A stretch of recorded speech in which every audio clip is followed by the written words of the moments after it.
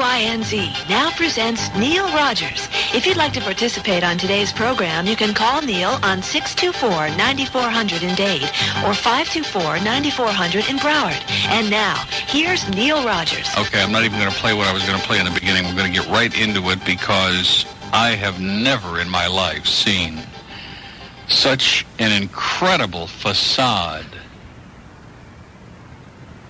Somebody is so desperate. I mean, it came 10:06, just like clockwork, okay?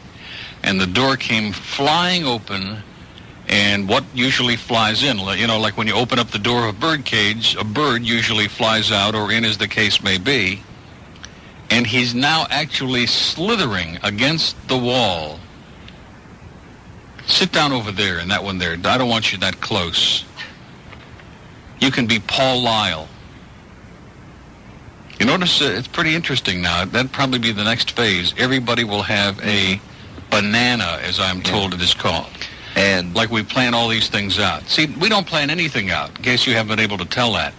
I learned when I reviewed films that the original was always the best. You reviewed films? Sequels were never as good as the originals, by and large. So when you hear all these other sidekicks, just remember the original is the best. No, I never reviewed this film yet. But it was wonderful. Was it great? Blew me away. Was River Phoenix really as good as everybody says? Anyway, we have something coming up. I don't know how to lead into this after the first break, at about 20 after, thereabouts. Oh, the record. The great crepitation contest. And my suggestion to everybody in the audience, first, of course, call everybody you know and tell them, because you'll be on the floor. Now, it starts slowly. Oh, it does. But once you get into it, I think that, and if there are people who are easily offended, now, I don't have any problem with this, and I don't think this even comes close. 5% of the audience will be offended. Right. It says in the... So if you're easily offended, we urge you right now to turn it off, which, of course, means they're going to go to the radio, turn it up much louder. Particularly if they live on Miami Beach. Oh, yeah. The old farts, if you pardon that expression, in Hallandale and Miami Beach will be offended. Can we say that word? Of course. I'll be There is no problem. We even discussed that in our big meeting the other day. No problem. Okay. Even in Portland, they occasionally do that. No, they don't. Well, quietly. Seriously. Even once in a while. Well, they slip one out. Very quietly. Not on elevators. Yeah, silent ones. Not on elevators. And not in mixed company. Of course. Of course not. I didn't know they did it at all up like there. On windy days in the middle of the winter, you know, when nobody... when it kind of freezes in midair, you know, when it's about 30 below in Portland. There it goes. But I understand that, in fact, I must confess, I heard a few minutes yesterday, Mr., what was the new word that I came up with? Mr. Alibi. Not Mr. Ego anymore, Mr. Alibi. Really? Because he was talking, of course, about his favorite subject, talk radio, which he always does when he has no show. And I couldn't believe it, just going on about this show, how wonderful it is, and this is easy listening talk, according to Lee Fowler. And you can tune in anytime. You don't have to listen from the beginning. You can tune in and out because it's easy to listen to, and you don't have to be there right from the start, etc. Well, it's better to be here from the start, though, don't you think? Of course. Start to finish. And then when callers were calling up about various toasts, and a couple of people called in about the fact that Alice was... desperate. Finished, beyond desperate. Yeah. And but the Alice... comment was, you think that he's afraid of Steve or Stan, and of course, you know what Mr. Alibi said. Well, I don't know if he's afraid of me, I don't think so, but he certainly shouldn't be afraid of Stan. Although Stan will have dominant numbers, he'll dominate because of his lead-in. Now, isn't that bizarre? You talk about another alibi. You know, he's already alibi. Well, look at his In other words, his suggestion is that, you know, nobody listens to Stan because they want to, but because he just happens to follow me, you know, so therefore he's going to have these huge numbers, and it's just another alibi for failure. Mm-hmm. Failure. Well, Alice beat him. Didn't he in the trend? No. Wrong. Alice came in third. Alice didn't beat Maurice Chevalier, who's not feeling too well these days. Telling you. So there are some wild things going on, including, I noticed Stan found this and left it in the studio, which I'm glad, the front page of yesterday's Miami News. Final home edition of the Miami Snooze. And, of course, they have no idea where this bumper sticker came from. It's in the front page section on the left-hand side where it says, etc. And it says, upon this rock, bumper sticker spotted in Miami, I love John Paul, George, and Ringo. Can't imagine where that came from, can you? And by the way, we got about 800 more yesterday. So if there are people out there who still got plenty of time, it's only the 26th of August, and his Holy will be here on September 10th, I think, the day after I come back from vacation. That's right, 10th and 11th. Oh, boy, I'm excited Now, about we went that. through 1,000 in like 3 days last week. We mailed out 1,000. So if you want one, send us your name and address pronto, like today. Because when these are gone, that's to it. Pope Sticker, WINZ. Miami, 33055. When these are gone, that's it. You're beginning to look like Paul Lyle, you know that? I mean, there's a guy who's probably the most boring man Who is anywhere Paul in the market. Lyle? I don't know. He just I've hangs never around seen over this there. guy. He just hangs around at the Isle of Dung. And he is so boring. That's just what he needs. I would encourage Mr. Alibi to have him on every day for hours. He may not cackle. He just puts you into a Joe Zagacki-like coma. It was funny because I was punching around this morning, and I punched up Ranieri, which I rarely do. It was 5 to 9. I was coming to work. And he said, had his little finger, his pinky in his left nostril. And, sports, I almost forgot about you, Joe. And Joe came out and said, oh, that's all right. I was taking a nap, Mike. Now, how do you know when Zagacki's taking a nap? You can never tell the difference. He always sounds like he's taking a nap. I like that wonderful Isle of Dung. That's good. Yeah, rhymes with mung. That may stick. Yeah, well, so to speak. I do want to say, by the way, the audience stunk yesterday. I told Stan that yesterday was every week we have a day that we call Thursday, no matter what day it comes. And this week it was on Tuesday. Yeah. And the audience was pathetic. And he told me, he called me last night. He said, you were right. He said they just were not into anything yesterday. Nothing. No. Nothing. They were weak. It happens one day They a were week. very weak. And I think a big part of it is, they had this big build-up. They were expecting that meeting yesterday. First of all, they wanted me to come on and give a blow-by-blow description, which would be unethical. You just don't do that. I mean, in fact, I told probably more than I should have. But the audience out there just, we appreciate their support, but they do tend to get a little pushy from time to time. Well, that was the problem. You should have fought for another record, Yeah, right. You come in here and fight for it. See, there was no crisis. They don't know what we're dealing with. That was the problem. Boy. There was no crises. Well, not yesterday. No, it was over. Right. And they couldn't handle that. Exactly. They're crisis-oriented. Mm-hmm. Very much so. Yeah. Well, we might change that in a few minutes. Although I can't imagine anybody getting upset about this. But then, I've been wrong before. I guarantee they will. There'll be complaints. Who will be upset? You just watch. You think so? Blue hairs. Blue hair. Okay, well, after we play it, then we'll find out. People can complain. And if they're upset, we'll say, okay, let's take our break. And then when we come back, if you want to get your cassette recorders going, and then tomorrow, as a going-away gift from me to the audience, I have 5 copies of the album. It's actually on an album. I don't know what's on the other side. I haven't listened to it yet, but there are some little vignettes of some give those away and comical stuff. Now, this is a little introduction before we get into it. This is from 1933. Over 50 years ago. Yeah, over 50 years ago, and it's been played everywhere, over and over again. And they even, on this particular album, they edited out the one really objectionable word at the end. That you hear only half of it. Oh, we going to hear half of it? Like that. Shh, shh. There's nothing wrong with that. It just means quiet. And so aside from that, there's nothing for anybody. This is passé. It's old hat. But it is funny. Is Richard going to be on the floor up in Master Control? There could be a lot of people. And again, it starts out the first few minutes. You just have to kind of ease into it. But once it gets going, trust me, it's well patient, worth it. It's worth the few minutes. 10:18 at WINZ. We'll come right back. Okay, we've got all kinds of stuff going on here today. And the mail has come in. What is that? Oh, attention the bird. Isn't that cute? Well, let's get to the important stuff first. Someone has sent us a virgin copy in VHS of Bigger Than Life. And look at who that is. That's Jeff Stryker. It says... Just happens to be. Why does it say huge on the side? Huge Video. That's just the name of the company. I see. Just the name of the company. I was confused. We also have the short version, the record by Mojo, Nixon, and Skid Roper. Elvis is Everywhere. I love that The record. edited version, the short one. I like the long version. Which I noticed that Zeta played the long one this morning, didn't they? Sounds good. Yeah, on FM, it really sounded good. Yeah. Well, it's about time. Anyway, you better listen very carefully now because you may never hear this again. And tomorrow we're going to give away 5 copies of this. And again, I want you to keep in mind, this is Canadian, okay?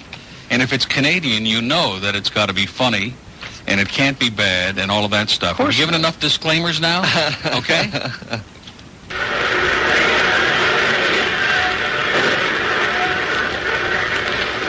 How do you do, ladies and gentlemen? It is our privilege to bring you at this time an eyewitness report of the first International Crepitation Contest.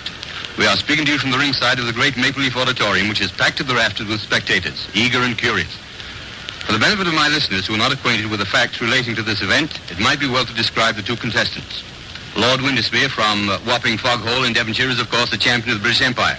The challenger is Paul Boomer, native son of Australia, who, I understand, worked his way to Canada in the crew of an ocean freighter carrying a load of Melbourne cabbage, upon which, so it is stated, Boomer trains exclusively. I see now there's a bit of a flurry around Lord Windesmere's entrance. And yes, here he comes, Lord Windesmere. I'll see if I can get him to come to the microphone and say a few words. Joe, will you see if we can get his lordship to come over here for a minute? Tell him it's for the radio. Okay, I'll get him for you. Thanks. Well, Lord Windesmere appears to be in good spirits. He's smiling and chatting. Thrown about him is a beautiful silk dressing gown of purple velvet upon which is worked, I imagine, to be the coat of arms of the House of Windesmere. It's a beautiful thing. Good boy, Joel. In just a minute, ladies and gentlemen, I think we're going to have his lordship himself come to the microphone and say a few words. Right over here, please. Right over here. Yeah, right here. Yes, folks, here he is, right to the microphone, the champion himself, Lord Windesmere. Your Highness, how did you come to take an interest in this unusual art? Well, I suppose you could say it all started over Lady Windesmere's fan. I see. Yes, I noticed she was constantly waving this fan in front of her face, so I asked her why the deuce she did it. So she retorted that if I insisted on constantly crepitating, she had to fan away in pure self-defense, you see. So, my friends were drawn into the controversy and persuaded me to capitalize on my proficiency and sort of go in for it and all that. That's all. Thank you very much, Your Majesty. Thank you, and good luck to you. That was Lord Windesmere, a champion crepitator of the British... Oh, and here's the challenger. Here's Paul Boomer from Australia. Paul, over here, please. Please, ask Mr. Boomer to come over here, please. The radio. We want to speak on the radio. Just a moment, ladies and gentlemen. I think we'll have Paul Boomer for you right away. Yes, here he comes. His attendant has just pointed us out. And how did Paul? How? He just waves his hand in greeting and starts walking over to the microphone. And here, ladies and gentlemen, is Mr. Paul Boomer. Will you say hello to our audience, Mr. Boomer? Hello, Canada. Now tell me, sir, when did you first realize that you were proficient enough to take a shot at the Empire Championship? Well, ever since I was a little nipper, I liked to fart. I remember I used to make my mother and father laugh their bleeding heads off when I used to let one go in church during the announcement of the Ladies' Aid. Excuse me, Mr. Boomer, on the radio, we call it crepitating. Now, look here, cobber. What I always says is, a fart's a fart, whether you raise up on one cheek and sneak, or whether you give it a full blast like I do. Very well. As long as the CBC is no objection. I personally find the four-letter word much easier to say and more descriptive than the longer and more academic crepitating. Thank you. And I would like to say... Oh, and there's the bell. Thank you, Mr. Boomer, and good luck. Paul Boomer hurries off to the center of the arena to meet the champion and to receive instructions. Now the house lights are dimming, and the great flood of high-powered electric lights cascade down onto the center of this great arena where stands, in simple eloquence, the farting post. The farting post is about 4 feet high and is decorated with red, white, and blue bunting up to about 9 inches from the top. The bare top section is worn smooth by the grip of many hands in previous contests. And now it appears that Paul Boomer is to be the first at the post. Now that, I believe, is customary for the challenger to make the first effort. Yes, Paul Boomer takes off his dressing gown and strides to the farting post. He grips it firmly around the top and flexes his knees. The signal to commence has not yet been given, so we may assume that these are just preliminaries. I think I have time to describe Mr. Boomer's outfit. He's stripped from the waist up and wears a tight-fitting trunks of powder blue trimmed with scarlet. These trunks are similar to those worn by wrestlers with one important difference. excuse me. There's a hole about 6 inches in diameter removed from the seat. This, of course, has been done for obvious reasons. This symmetrical aperture is called the fenêtre de brise, literally translated meaning the zephyr window. Mr. Boomer's fenêtre de brise has a scarlet trim around its perimeter, giving a very provocative air to this genial Australian backside. And there goes the signal to commence. You might have heard it over the microphone, a blast on the medieval Bronx Spiegel, the traditional woodwind instrument associated with this sport for centuries. And now a hush falls on the vast throng as Boomer walks slowly, deliberately to the farting post. He's exuding confidence, and he gives one last all-encompassing grin to the tense audience as he grips the farting post between a pair of hands that look as though they could splinter the post. Now he flexes his knees, much in the manner of a boxer. He seems to be concentrating on the very top of the farting post. You can hear a pin drop, and here it comes. Oh, a beauty, a beauty. I think it was a triple flutter blast. Yes, that's what the judge signals, a triple flutter blast. That gives him 25 points right off the bat. And another of the same, and another 25 points. That followed by two, I beg your pardon, 3 fuzzy farts in rapid succession. It's amazing how this man can change pace and style of offering by a slight, simple shifting of his buttock area. He's still gripping the post in complete concentration. Boomer now has a score of 65. Those last 3 fuzzy farts at 5 points apiece, adding 15 to his previous score. And now here's something coming. A flooper, a perfectly executed flooper. What's that? I'm sorry, ladies and gentlemen, that was a follow-up flooper. The second time in the history of this sport that a follow-up flooper has been achieved in open competition. The only other time, I believe, was during the World Series held in Europe in 1783. During the course of this series, Francois Fouf, the famous French farter, after leaving a follow-up flooper, defeated Sandy Payton, his Scottish opponent, by only 1 bloop and then dropped dead. As you know, since then, in honor of Monsieur Fouf, the bloop had been dropped from open competition. And now the score is 105 for Boomer. Flooper, of course, counts 10 points, but a follow-up flooper, a very difficult maneuver, gives 40 points. Well, this certainly has been a whirlwind session. I think that Paul Boomer is about played out, or blown out, as they say. What am I saying? There's a fuzzy fart and another. That gives him 10 more points, and he's not through yet, apparently. Wait a minute, here comes a threep. Oh, a little threep, worth only 2 points and very dangerous. And another threep. Well, not bad. Well, he's certainly putting up a fighting finish. 4 threeps, a very hazardous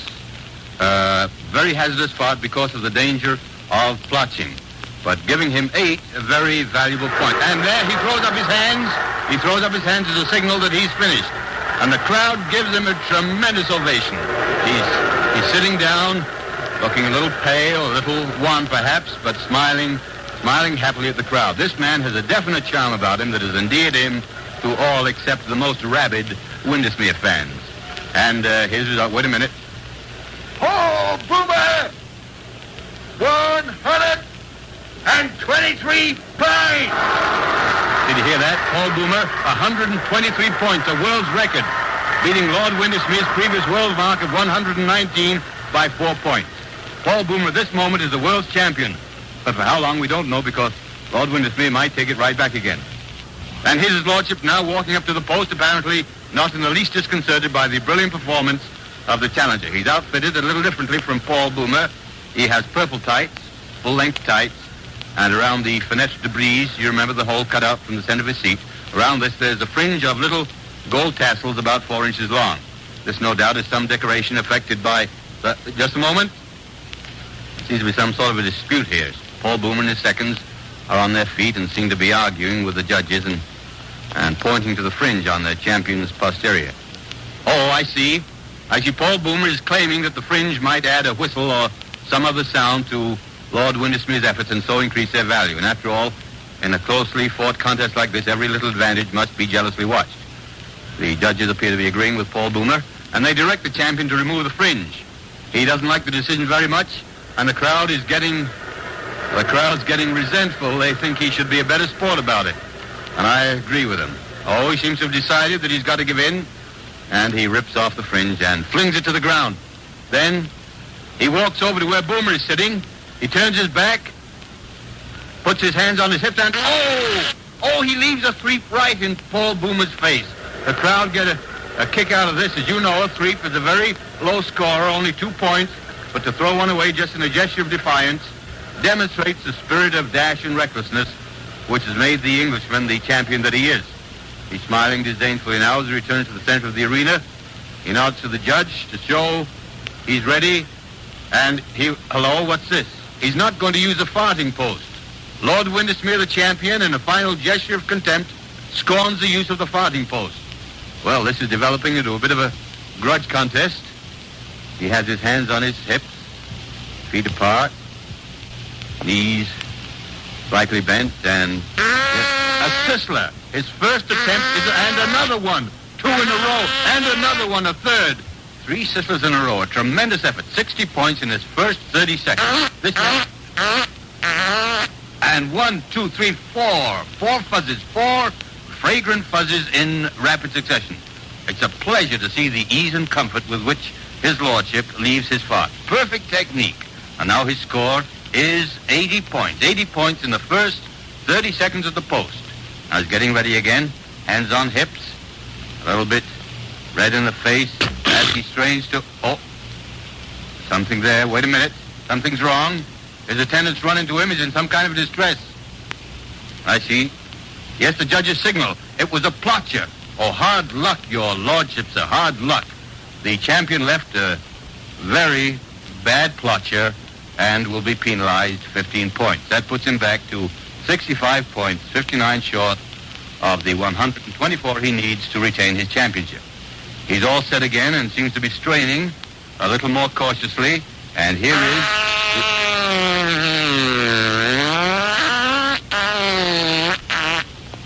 a fundus break. Oh, a beautiful bit of wind-breaking virtuosity. A most difficult fart to perform without plotting. This man has wonderful control, and the crowd are really warming up to him. That fundus break counts 30 points, and it takes Lord Windermere up to 95 points. It's getting very tense now, and here it is. Here is the next one. A trill blow. 10 points, followed by a resounding single flutter blast. I think that is. Wait, yes, the judges proclaim that to be a single flutter blast. A lovely change of pace there. And now the excitement is growing unbearable as the champion takes a step away from the post, and his score is 120. Just 3 points short of the Paul Boomer mark. Just 3 points short. If he gets one more fuzzy or 2 small freaks, it's all over with the shouting, and the challenger will have to return to Australia with his shattered hopes. I think everyone's heart aches for Paul Boomer. He's really a great guy, but Windermere steps up to the post again and looks very confident as he gets ready for the killing. And here it comes, a threep. That's 2 more points. A little small threep was all it was, 2 points, and now it's practically over. Just 1 more of those little threeps, those little 2-point threeps, and the contest will be over. It seems as though his lordship was deliberately tormenting Boomer by dallying, but Boomer's smiling. It's a forced smile, but he's trying hard. He's sitting there trying hard to take it like the grand sportsman that he is, but he can see defeat standing ready to sweep away his dreams at almost any instant. And now Lord Windermere steps forward, and hello, he's going to use the farting post for his final evidence. He grasps the post, flexes his knees. It looks as though he's going to try for a high-scoring effort for a whirlwind finish, perhaps another sizzler. And now he's trying very hard. The veins are starting out on his forehead, and even the trickle of perspiration venturing down his temple seems to hesitate, so that this mighty last effort should have undivided attention. Now, the suggestion of a smile from the champion. He seems to have decided just what treatment is going to give this final bid. I see the audience, almost to a man, is on its feet, breathless and tense. He closes his eyes, a look of pure ecstasy on his face. The champion is disqualified.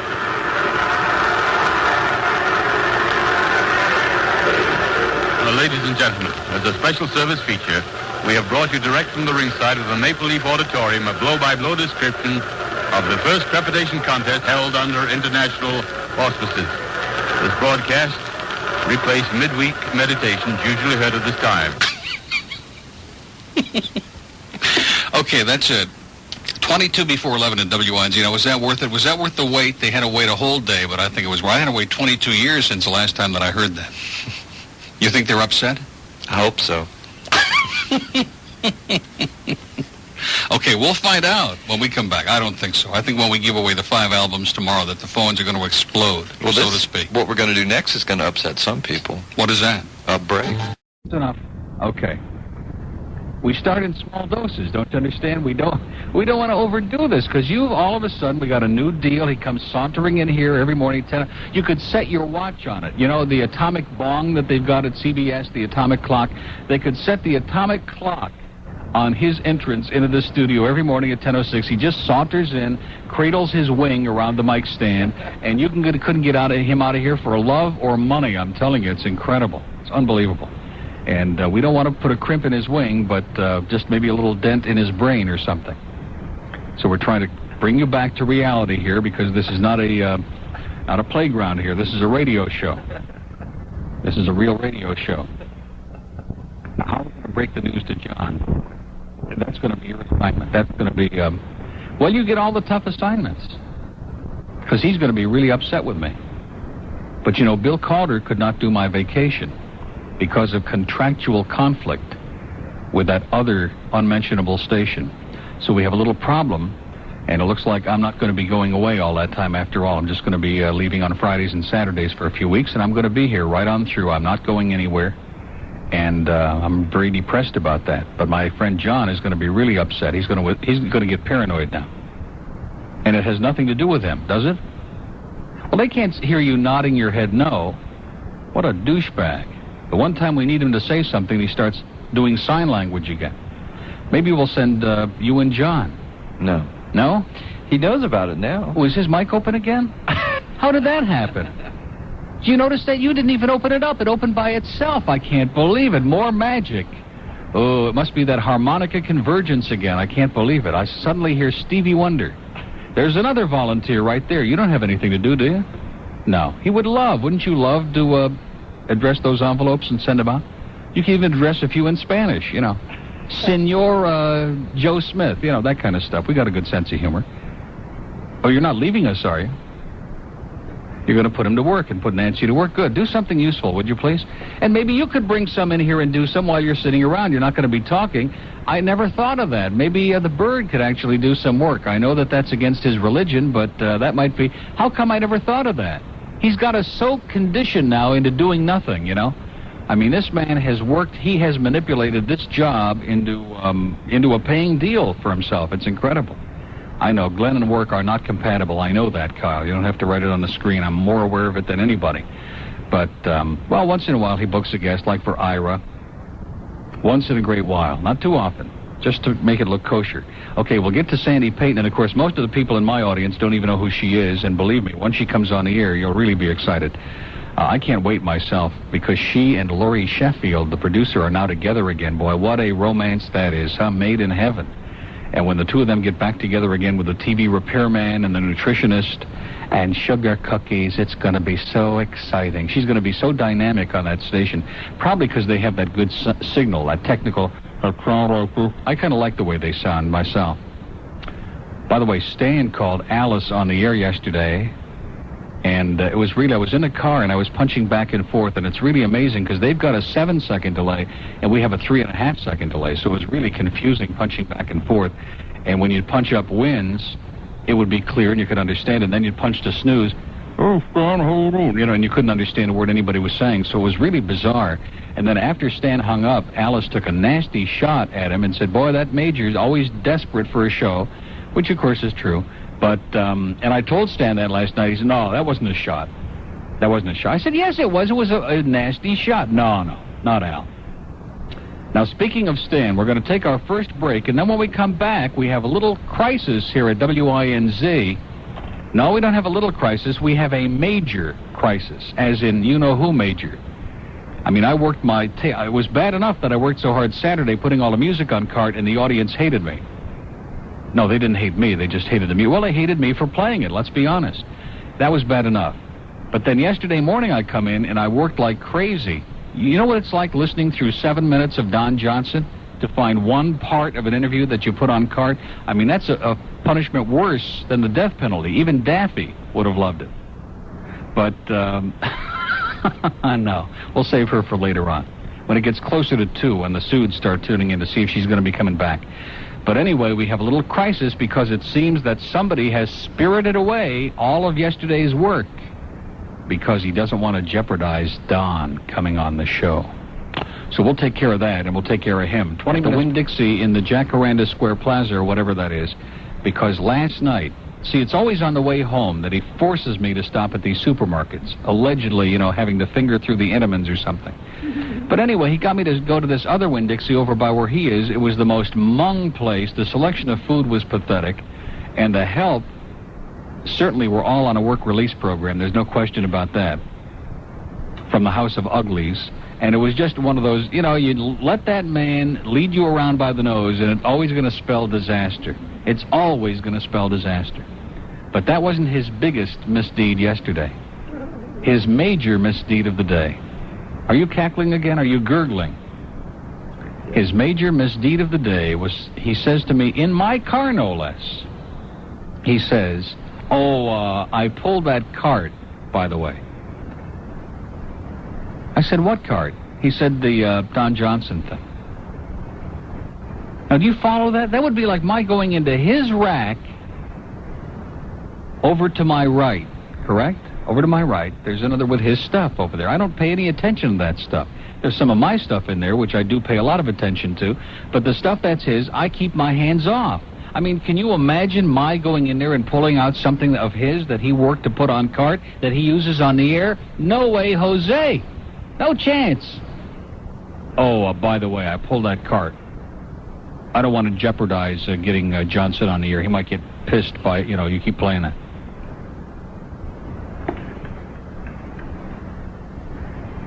I suffered through 7 minutes of toying with that interview, listening to that ridiculous, hey, yeah, buddy, bow, that stuff, that mung, that absolute mung.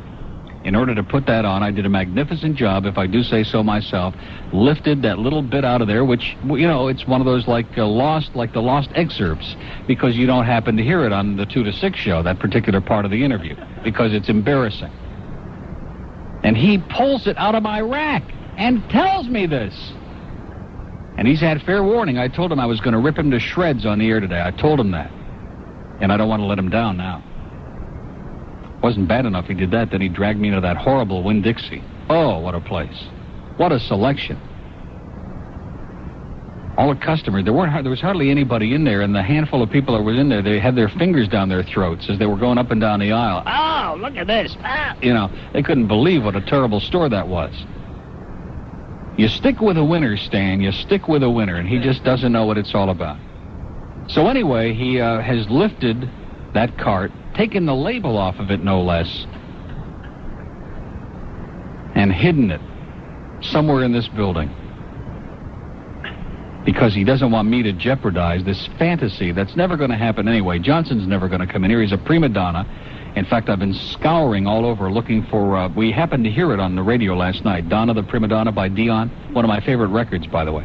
But I know you don't want to hear my music, so don't worry about it. I'm not going to play it. And I can't find it. I do have it somewhere. I've got that Dion album, but somebody, I guess, lifted it. Because it was in this building. And anything you bring in this building is going to disappear faster than you can say, James Hummel. So he's gurgling now. He's gurgling. He's drooling. So anyway, we have a little problem there, which we'll deal with in just a second. Also, it seems that we've been led down the garden path, all of this jazz about Jeff Stryker calling in on Stan Major's show. Jeff Stryker lives in California, which I heard some queen call in on yesterday's Stan Major show. to give us the accurate information. And, of course, anybody with an IQ of over 2 would know that, because this X-rated brochure that came in is from Catalina Video, and it has a toll-free number if you want to order these dirty pictures, and it also says in California, call toll-free this number, which means this is an outfit obviously out of California. Like most of these are. All this perverted stuff comes from California, and we love it. But anyway, Jeff Stryker does not live in this area, did not call in the Stan Major show, lives in California, in West Hollywood. The Island Queen has sent to us, which we haven't received yet, a 3-foot-tall poster of Jeff Stryker, which we're waiting for with bated breath. And when it comes, you'll know when it comes in the building. You will know. When you hear this silence and then a thud when I fall on the floor, you'll know that the poster has arrived. Well, I mean, if it's a 3-foot-tall poster, look at this small picture and look at that, okay? Now, if that's blown up on a 3-foot poster, holy Toledo is all I can say. I mean, that's going to be frightening. The name of the movie, by the way, is Power Tool, for those of you who are into those, home fix-it kind of stuff. Did I say fix it? Now our chief engineer will be racing in here. No, don't get nervous. He's nervous because Sandy, he used to work with her. A lot of these people in the building used to work with Sandy, and they've been running around with little Sandy Payton voodoo dolls. Not fix it, though. He said she never stole a freight train. But he did have some terrible things to say about her son, which I will not repeat on the air. I won't repeat those. They were scandalous. So anyway, Jeff Stryker will probably be calling in from West Hollywood, California, not Florida. See, probably somebody said, oh, Jeff Stryker lives in Hollywood. And they thought, like Hollywood, Florida. And, of course, he's under the age of 100, so there's no way that he lives in Hollywood to begin with. Anybody knows that. But West Hollywood, California, yeah, I can see him being out there. And let's face it, is he something to get all excited about anyway? He is? Okay. Don, before you go, could you do one short thing for me? What's that, Stan? Just say, freeze, Major, Miami Vice, you're under arrest. Absolutely, I'm not going to do that. Okay, now you see the mistake that Mr. Major made is that he left the cart in the room. Now, he did put it way in the back there with the erased carts and the carts, the throwaway stuff, and he did take the label off. And there are about 4 or 5 carts back there, but having a good memory, I looked at the top of the cart, and it looked very familiar to me. And I said, gee, I wonder if this is the one. And I put it in here this morning, and I listened to it, and lo and behold, what do you think I heard? There were the mellifluous tones of Stan Major, along with that annoying, raspy voice of that douchebag. And I'm supposed to sit here, and I'm going to shill, I'm going to pretend. And I hear these young airheads. I heard a couple more in the 5:30 yesterday. You keep encouraging him and encouraging him. Don't you understand? You're destroying the man's career by encouraging this viceness, this insanity, this obsession, this fetish with this ridiculous show and this ridiculous guy and this whole bit. Like Michael Talbot. I don't even know who Michael Talbot is. And then he had that bodyguard, or whoever that guy was, allegedly a bodyguard for Don Johnson, who called in yesterday, who threw a shot at me, about, I was over on the set. They're shooting Vice. Who cares where they're shooting it? Does anybody care? No. And the comment was, well, he talked to Don, and Don said, oh, yeah, I know Stan. He's a great guy. But that other guy over there, I'm not so sure about him. Well, we're sure about you, Don, okay? We're positive that you're an arrogant, obnoxious douchebag, okay? I mean, that's just the way it is. Now I'm going to get accused of breaking up that romance, just like I got accused of that 7-year-old girl or whoever she was. I get blamed whether it's George Valdez, no matter what it is. I get blamed for it, and I'm used to it. I'm taking responsibility for everything bad. The Spanish Inquisition, the Crusades, the Holocaust, World War II, you name it. I'll take the blame. Stuff before I was born, okay? I'll take the blame for it. See, it's a lot easier if you just do that. Then just, put a blanket over everything, and you take responsibility for all of it. You can turn on his mic again long enough for him to read this definition. Have you found it? Yeah. Enigma. And E-N-I. Yeah. Now, is the G silent? Because if the G is silent, it means you're an enema. No, enigma. Okay. But it is something to think about, because there are some languages where the G is silent. So E-N-I-G-M-A might be pronounced enema. You mean like Nat? Yeah, Nat Moore. By the way, if Jim Langer would have started at center the other night, Dolphins would have won the game. And George Wilson Jr., understand they're bringing him back to replace Marino the next 4 weeks. Who told you that? Do you realize that Offerdahl's going to be out for 10 weeks? We can't afford for him to be out for 10 minutes. much less for 10 weeks. I mean, a team with a great defense like we've got cannot afford to lose John Offerdahl for 10 weeks. But, hey, listen. I can't believe you're talking about football. Is that what you're talking about? I love the Dolphins. Is that what you're talking about? It took me years, but I finally, about 5 years ago, became a convert. I love my Dolphins. It's this weather. Is there something wrong with that? Are No, you supposed it's to the weather. hate the Dolphins? It's got you You're into supposed to like football. all those out-of-town teams like No, Campbell not Marshall at likes all. those Martian teams? Not He likes at his all. old hometown teams, you know. We support the hometown team. Yeah. Of course we do. Mr. Jock over here. Mr. Sports. What are we talking about?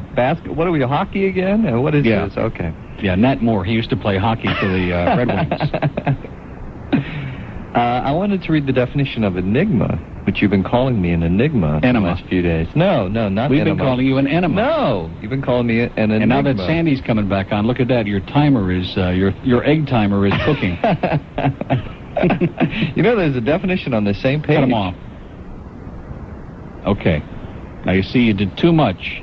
You got carried away. You have to slow down, relax, put a lid on that cackle, control yourself, behave like a mensch. You know what that means? A mensch. M-E-N-T-S-C-H. It won't be in there. It's a Yiddish word. This is a bilingual show. We want Mr. Valdez to feel right at home, you know? Speak a language he understands. You know which language he understands? Verbal terrorism. That's the only one he understands. The only impact that Neil Royer made in this community was terrorize this community. Okay. I've done it again. The Terrorist, 10 to 2, weekdays, only on WINZ. Okay, put him back on again. I just wanted to read this definition so people, people don't all know what enigma Okay, let's see all the people in the audience that want him to read the definition. Let's see. Okay, wait a minute. Let me hang up on these 3. 4. Okay, start with a clean slate. All the people in this audience want to hear cut it out now. Now, see, look I haven't at even them. asked the question. You haven't given the number. And No, I never want me give the to number read- anymore. Look at that. They're all lit up. They want me to read enigma. From now on, that's what we'll do. We'll get permission from the audience for you to speak. That's all right. By the word. That's one okay. word at a time. Now, which word would you like to use? Keeping in mind that the FCC is in town monitoring this show. Oh, that's right. Monitoring everybody. That's in right. English only, by the way. Mm-hmm. How come they don't listen to those Spanish language stations? They can't understand what they're saying. Why don't they bring Ricky Ricardo or somebody down here who can understand Spanish and monitor some of those stations? They you know? don't know what No. they can say anything. Exactly. They can do any damn thing they want. Nobody knows. Comunista! All day that stuff goes on. Talk about verbal terrorism, hysteria. Fidel. The monster. Yeah. What is an enigma? You've been referring to me as an enigma. Excellent question. And I would like to read the definition. Sometime between now and 2, we may get the answer. Well, there's a definition on here concerning Jeff Don't Stryker. rush him. Don't rush him, will you please? It could be worse. He could be on the FM. You are on the FM. Yeah. You're probably responsible for at least 0.001 of that 0.9. Or whatever. No, it's not a 0.9. It's a 1-1. Come on, let's be honest now. It's You're a just 1-1. jealous. Of what, the FM? Because I'm on there and you're Why don't we not. give them some of our points?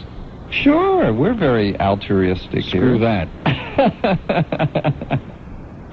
We're in a very magnanimous mood today. We'll give them a few of our I can't points. even go on vacation. How do you like that? I have to take my vacation 1 day at a time. You don't have 2 to. days at a time. Well, it just worked out that way. That's what you prefer, and that's fine. That's fine. A little easier on Yeah, the what's audience. this we business? You've been lapsing into that lately, we. Like Did you're I like say we? an appendage of this program or something. Did I say we? Did he say we? Now, were you speaking in French? Yeah. We. Don't say it twice. That could be actionable if you say it twice. Can't control himself, can he? He just can't control himself. You better be nicer. I'll tell him your reaction when I asked about Jeff Stryker. And that'll blow your whole image again, right down the drain. All your friends at the Thai Orchid will be on the phone again, telling us the true story of which direction this bird flies in. You ever see a bird that wore an earring in its left ear? Or its right ear? Well, I don't know. I get confused. I keep thinking about that kid in Winn-Dixie. A lot. He hasn't come back. By the way, if there's anybody who works at that Winn-Dixie now, sir, you'll get to read the definition. Just relax. I am relaxed. Relax. Is there any pressure on this show? Last night, I have that gizmo you take your blood pressure with. Mm-hmm. 127/81. Well, that's good, isn't it? I am so proud of that. Yeah. That's a good blood pressure. I mean, 120 would be, perfect. But for me, that's a great blood pressure. Calm, relaxed, at ease. No pressure. Don't you understand that's why I'm here, is to keep you calm and relaxed and keep you... It would have been 110/70 except for you. No, I'm here to keep you... Would have been perfect. I keep you from getting your blood pressure up. Don, before you go, could you do one short thing for me? What's that, Stan? Just say, freeze, Major, Miami Vice, you're under arrest. Absolutely, I'm not going to do that. Okay, he just keeps refusing over and over and over again. Now, if he uses that as an excuse not to come on Stan's show, I mean, is that a Mickey Mouse excuse or what? That's no excuse. I mean, what does this show have to do with that great love affair between S&M, or whatever their initials are? Stan and... Miami Vice. Whatever, yeah. S&M. Stan and Miami Vice, okay. All right. He also asked another part of that interview that didn't make it on the air. He said, Don, have you been chased? Now, how is he spelling that? Now, what was I starting to say before you so rudely interrupted me with this enema business? No, you weren't. Yes, I was. I was getting into something very important. And it totally escaped me. It either had something to do with John Offerdahl or Dan Marino. Oh, that's real important. Oh, yeah, George Wilson Jr. is going to come back. He's going to be filming the exhibition games. So those of you who would like to get refunds for your tickets, just call Rick Weaver. We'll take care of it.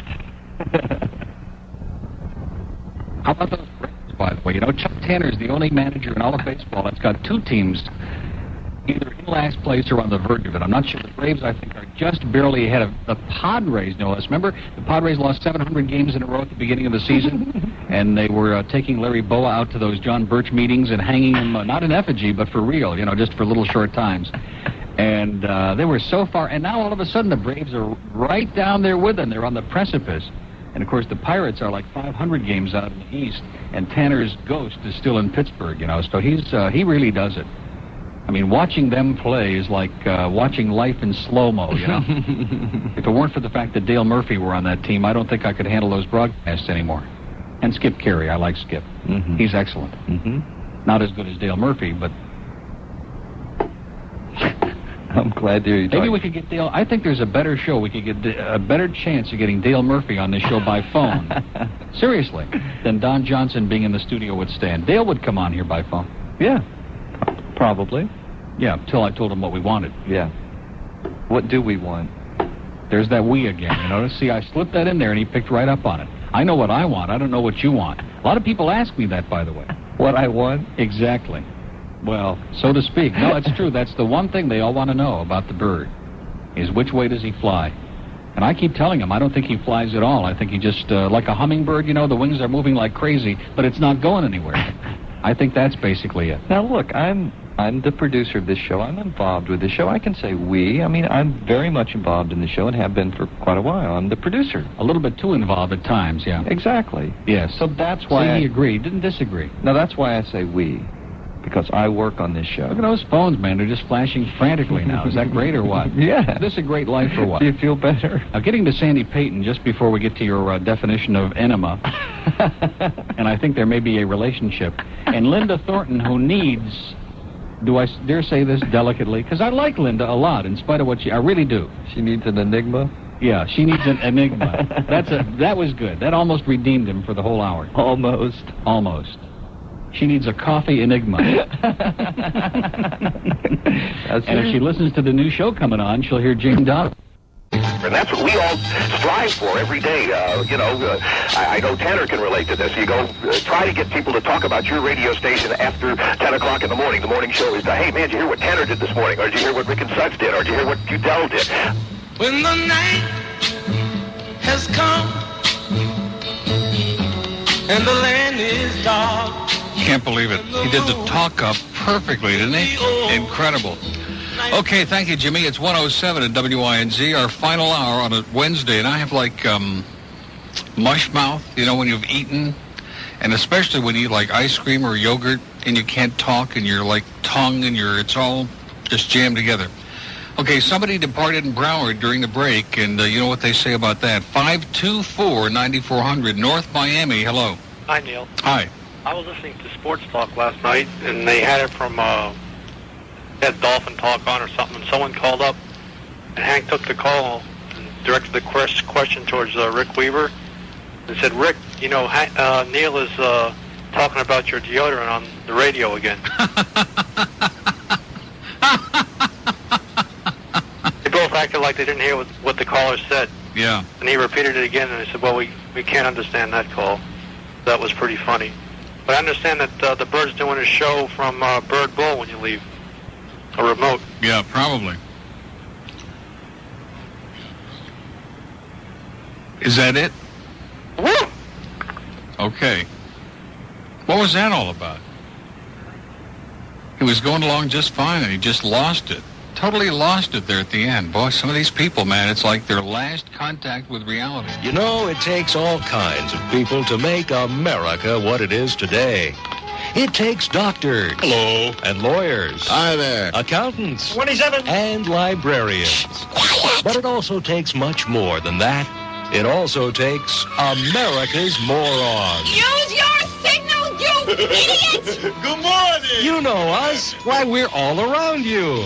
We're taking 200 items through the express lane of the supermarket. Wait, let me get my other card. It's over here. We're sitting behind you in the movie theater wrapping our Christmas gifts.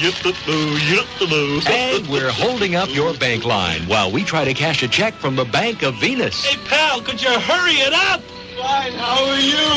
We're the Association of Ignorant Americans, and we're always looking for new members. So if you hate any minority, don't read much, and just love to litter, then have a friend dial the phone for you and give us a call. Just dial area code 632-626-6766 or me, I'm a moron. Hi, I'm a moron. It's 2 o'clock in the morning. Oh, was you sleeping? America's morons. We're taking years off your life. You can say that again, and I will. Okay, anyway, that card was not from our friends at what? At Y100, because I don't know why I keep saying that, because Tanner hasn't been there for years. But there's another card here, although I will say whoever's sending the cards has good taste, so keep the cards coming, okay? Keep those cards coming. Right, Davey? Yeah! How you doing? Good, pretty good. What's up in Davey? Seen any Haitians today? Oh, no, I've been busy at work today. Haven't been running any carts down anywhere. Great. You know who this is? Who is this? John. John? Yeah. The reason why people don't call in is because we don't want to be chronic callers. Exactly. So that's why you had Thursday. Glad you're picking up on that, John. What do you mean people don't call in? Well, look at that. Everybody in Broward hung up during the news break, just like yesterday again. Well, that's why you had Thursday on Tuesday. I can't believe this. Boy, this audience. They must be all getting out Franks and beans for lunch. 524-9400 is that Broward number. We gave the whole number today. Gee. I know. It hurt. It hurt. I love the contest. It was great. Good. We're going to have our own contest at noon. Well, I'm beaning up for it, you know. Great. I got a definition here that kind of goes along with the contest. An asphalt is a medical term used to describe a rectum problem. Shame on you. Why not? Let's see. Oh, Glenn, did you call gloves today? No. No. What are you talking about? Oh, more of this inside stuff I know. that nobody understands. What happened? Maybe they faked the call, or maybe I fell asleep again. But I was listening to them, and they had the drop-ins with Neil on it. Yeah. And then I heard your voice on there talking to Buttles, and he was talking about how great the station was and how they like you. And then you said, well, everybody should listen to Neil at 10. Really? Yeah. I wonder if it's someone doing an impression of me. Who said that? It's real hard to do an impression. Who said that? Pretty unique. I said it, but I don't call that radio station. Well, I must have been dreaming then. Well, no, that's possible. Oh, boy. We'll get to the bottom of it, John. Okay. Yeah, we'll research that for you. All righty. Because they do seem to be obsessed with this show, and every morning when I have occasionally tune in, see what's doing, they're always talking about either Neil or I. Yeah, well, Or both. Or both, yeah. Donald and Noodles, they just can't get their minds off you two. Yeah. Well, they're not my type. Okay, listen, have a wonderful day, and don't steal any nickels, okay? All righty, see you later. Bye-bye. North Miami Beach, hello. Hello, Neil. Hi. Hi, darling, this is Pearl Williams. Hi, Pearl. How are you, sweetheart? Great. I just must tell you I love you. I love everything you say, everything you do, and anybody doesn't like you can go to hell. Exactly. Listen to me, sweetheart. I'm sure you've heard that record before, haven't you? I haven't. I got up just after that record, whatever it was. I heard you talking about it. I don't know what it was. Oh, you didn't hear it? No, darling. Oh, boy. Well, who is it by? Nobody knows. Nobody knows. What's on it, darling? I don't want to go into it. Oh, all right. Listen, I got to tell you, I've been trying to get you for a week, believe it or not. A week ago today, I was in Corky's with my grandkids having lunch. And behind us, there was a booth with 5 ladies. So help me God, I'm telling you the truth. And I said to my grandson, you've got to listen to this. They were all having a conversation about, did you hear Neil today? Oh, yeah. Oh, I wouldn't miss him for the world. Of course. But we love him. You bet. 5 ladies sitting and talking about you in a booth behind us. I was so thrilled to hear what they were saying. Me too. I felt I had to tell you. My ears were burning, Pearl. Yeah, but believe me, they were praising you to the skies. They love you, these ladies. I've got to tell you something that you don't know, because I am very learned in the Jewish language. I was brought up very orthodox, very orthodox. Now, there's a word you use, tush, right? Mm-hmm. Now, it's referred to it as baby's rectum. The actual meaning of this word tush in Jewish is a shower. Because when we were kids, we didn't have showers in our homes. We didn't even have bathrooms in those days. And my mother would give me 6 cents and say, go to the public tush and take a shower. A tush is shower, believe it or not. So in other words, if I tell somebody to kush me in tush, that means kiss me in the shower. Right. Good. Right. Excellent. And I felt I had to tell it to you. Another thing, when these old farts call you, just say, listen, you old bags, just be nice to your children, because they're the ones who are going to pick your nursing home. Very good point. Good point, isn't it? That's what I thought. So I just thought I'd tell you I love you. You're brilliant. You have a brilliant mind. I love the bird. I love him. I know, he grows on you, doesn't he? Oh, I love him. I think he's adorable. Like a small tumor on your arm, you know. Pearl, do you know what fagala means in Jewish? A fagel is a bird. Exactly. A little bird. A fagel is a big bird. Right, and a fagala is a little bird. A little bird. And Exactly. you're a little bird. A real fagala. Yeah, you're adorable. Well, listen, Pearl, it's always great hearing from you, and every time I can get through, I'll call you and just say hello and tell you I love you. Keep up the good work. Don't let anybody bug you. They try to do it to me, and it never worked. Screw them. Listen, sweetheart. Yes. I worked in New York. I was very, very risque. I was dirty. I know. You were about as dirty as they can get. Right. And Dorothy Kilgallen never missed one day in the week without writing something bad about me. And I want you to know you couldn't get into the joint. Yeah. The club was so packed you couldn't get near it. And then one day she wrote something nice about me. I wrote her a letter and I begged her not to change. Up the good work. I can't get the people in here. We're jammed every night in the week. Yeah. So whatever they say, whatever they want to do, screw them. Do what you're doing. It's gorgeous. It's beautiful. You're a big pickup to most people in Florida who listen to you. You're a big pickup. You make their day. You start their day off beautifully. And keep up the good work. I love you. Thanks a lot. Okay, sweet. Bye-bye, Pearl. Bye. You don't even know who she is, do you? Yes, Pearl I do. Williams. Oh, Yes, you I do. That's because I told you the last time she called. And it's always great to hear from her. Pam in Lauderhill, I want to thank you for the nice card. Boy, there's just tons of mail again here today. Good but mail, they're too, have you almost, noticed? Well, most of it, yeah. Oh. Dear Neil, thank God you're on your way off the air. On your way off, don't forget to collect that bum Stan and take him with you. The reason people listen to you is they're waiting to hear that you're out of there. 11 and a half years they've been listening, waiting to hear that I'm gone, just waiting for the day. I'm glad you saved your money because you're going to need it for a long, long time. Now I know there's a God, unsigned. Yeah. Isn't that good? How about that? Forgot to sign. Sorry to disappoint you, but life goes on in the big city. And now, a continuous Neil Rogers music suite. One song in a row. 3 minutes of continuous music on 94 WINZ.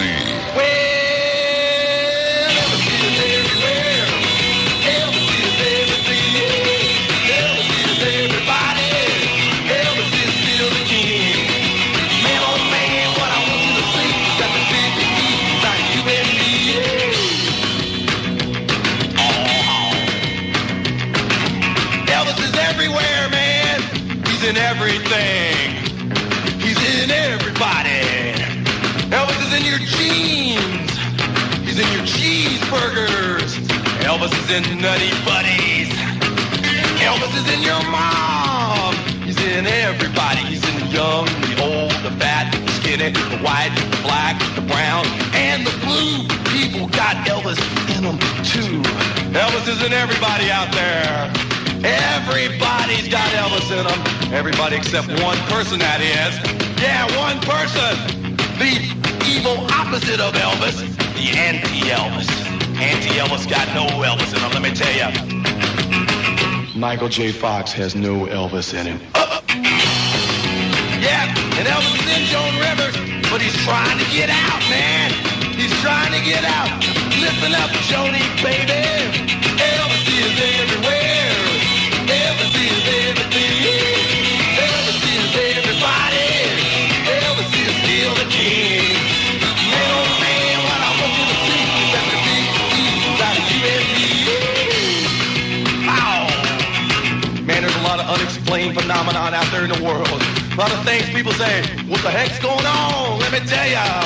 Who built the pyramid? Elvis. Who built Stonehenge? Elvis. Yeah, maybe see guys walking down the street pushing shopping carts, and they think they're talking to Allah, they're talking to themselves. Man, no, they're talking to Elvis, Elvis, Elvis. You know what's going on down the Bermuda Triangle?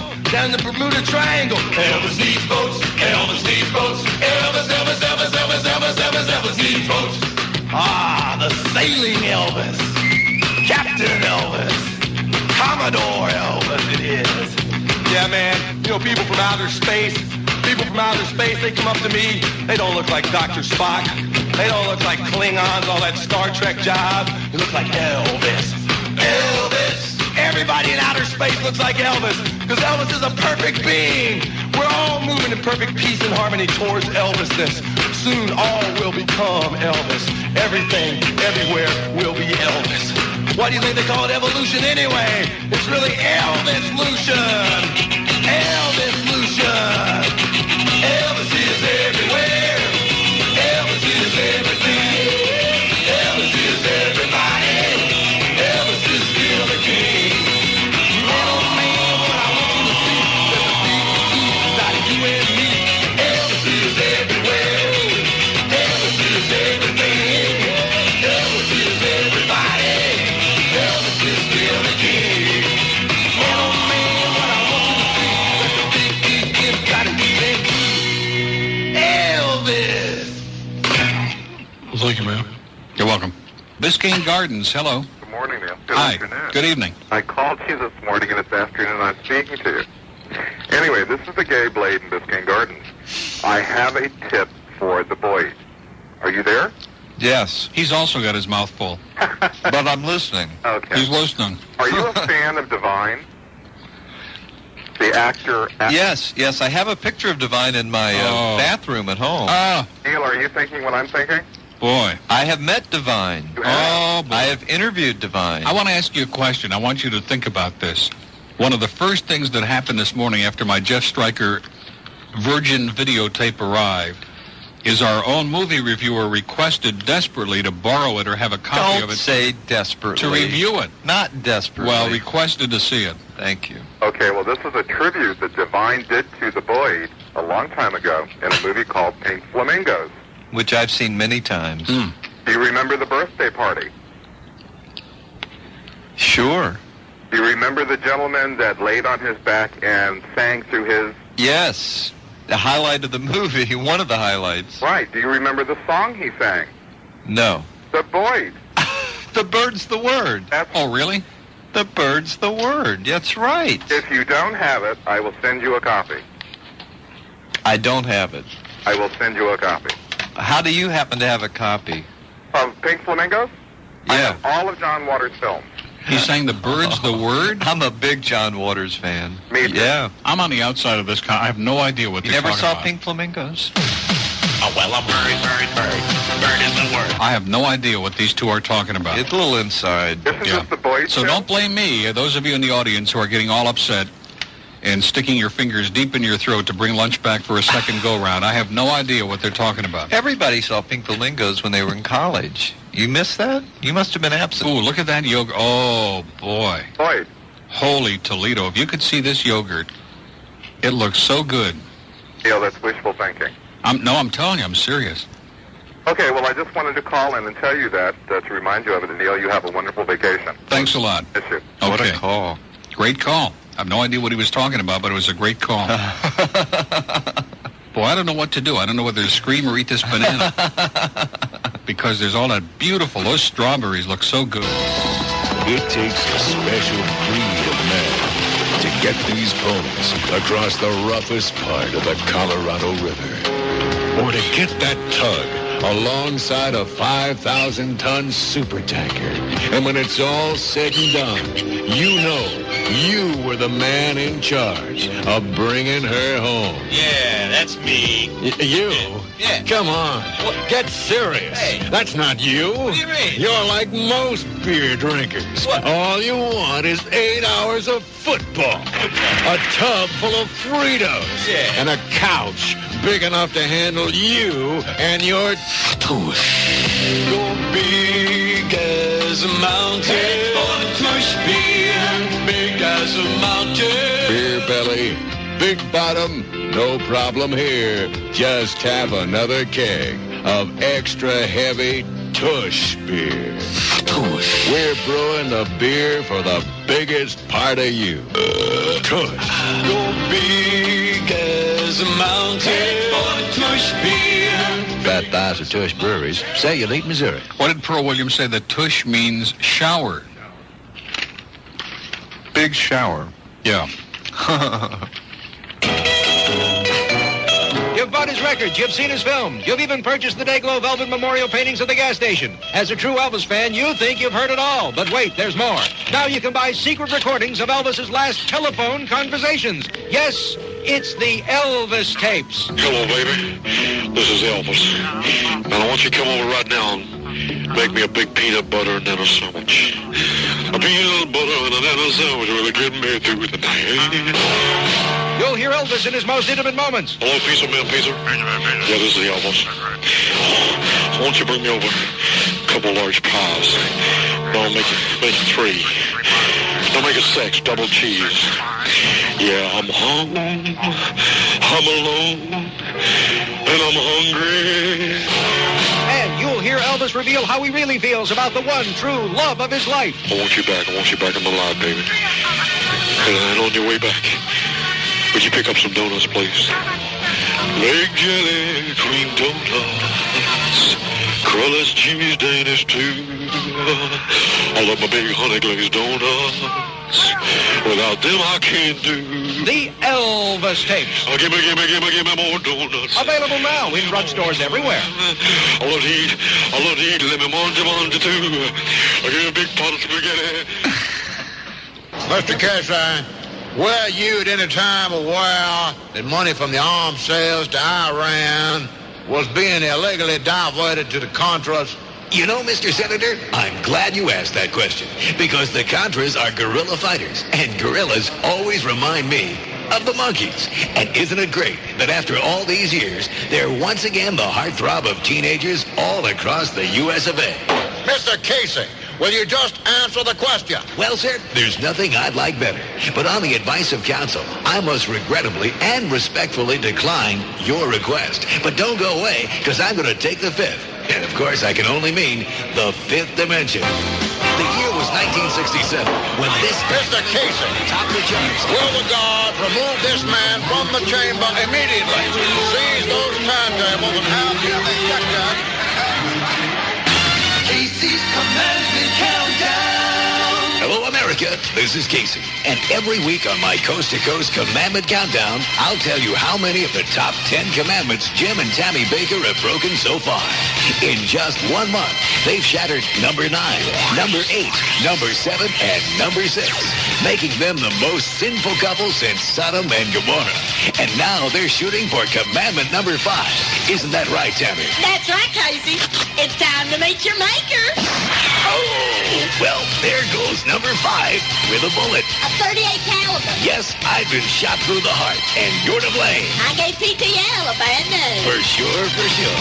Casey's Commandment Countdown. I know you must feel the same way after all these years of been imitating. Well, sometimes when you have a problem, it helps to talk with others who have the same problem. Okay, Elvis, you got something to share with the group now? Yes, I do, Elvis. Oh, thank you, sir. Thank you very much, sir. Hold on, Elvis. Thank you very much. Should we order some double cheese pizzas first? We'll get some peanut butter nanner sandwiches, That's a good too. idea, Elvis. Well, thank you, Elvis. You're listening to an encounter session at your local El-Anon Center. El-Anon, where chronic Elvis impersonators go for help. Now, once again, what was that you saying, Elvina? Well, sir, I think it's time that people stop discriminating against us female impersonators of Elvis. You know, I got sideburns, too. Thank you. Thank you very much. Learn to recognize the early warning sign. Twitching lips. I can't control my face. Swinging hips. I'm all shook up. Incredible weight gain. More Twinkies, please. At Elvis Anonymous, we understand that impersonating Elvis is not a career. It's a disease. Love me tender, love me sweet, give us something to eat. So please, send what you can to El-Anon, Memphis, Tennessee. And thank you. Thank you, sir. Thank you very much. Thank you. Oh, no, it's happened to me. Oh, shake up, boy. By the way, tomorrow we got 6 guys who knew Elvis intimately who are going to be guests on the show, and we're going to have the real Elvis story uncensored tomorrow. Fort Lauderdale, hello. Neil. Hi. Love that album. It's great, isn't it? Better than the bean-eating scene in Blazing Saddles. Much better. Yeah, I think so. Are you going to let Stan have access to it? Well, yeah, it's his life, you know, it's his job. Listen, is there any way Wins can simulcast that Pope's Mass from Tamiami Park and play certain portions of that album at the same time? Good thinking. I never thought we could do it in stereo. We could simulcast on the FM. Yeah, at the end of each of His Holiness's sentences, just blast one out, and I think it'd make a nice commentary. Yeah. Or we could send Leonard down there just in person. You know, we wouldn't have to play the record. Yeah. Glenn. Yes. Any ideas on what you're going to do on Friday? No. Please plan on playing that album. Well, gee, that would eat up a lot of time, wouldn't it? I'll leave it here. Yeah, that's the idea, Glenn. Over and over and over again. Yeah, that'll eat up an entire... 4 hours. Yeah. It'll eat up an entire segment. Yeah. We'll see. Okay. I'll take your suggestion under consideration. Okay, Glenn. All right, thanks a lot, Neil. Okay, we'll see you at the Vatican. Oh, sure. Okay.